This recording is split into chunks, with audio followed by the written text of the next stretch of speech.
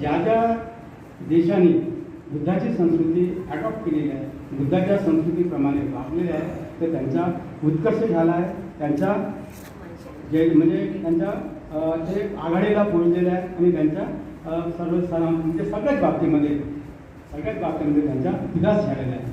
परंतु भारतामध्ये काय झालं नेमकं की भारतामध्ये विदेशी आले, जे कट्टरपंथी होते ते आले आणि त्यांनी ह्या बुद्धिस्टची संस्कृती होती त्याचा ह्रास केला. परंतु जेव्हा बाबासाहेबांचा उदय होतो आणि बाबासाहेबांनी 14 ऑक्टोबर 1956ला जेव्हा आपल्याला दीक्षा दिली आणि तेव्हापासून बाबासाहेबांनी ह्या धर्माला पुनरुज्जीवन केलं.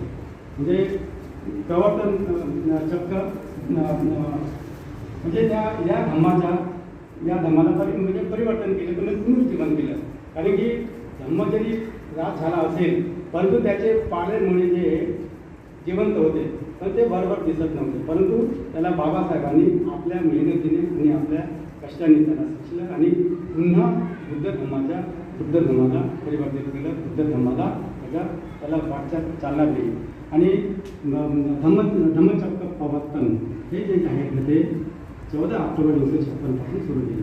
तर बाबासाहेबांनी जेव्हा सुरू करायच्या अगोदरच 1950ला आणि बाबासाहेबांच्या जीवनावरती बुद्ध धर्माचा प्रभाव हा लहानपासूनच पडलेला होता. हे आपण सर्वांना माहिती आहे, ही काही नवीन गोष्ट नाही. सर्व विहारामध्ये येतात ह्या छोट्या गोष्टी माहिती आहे. परंतु त्याची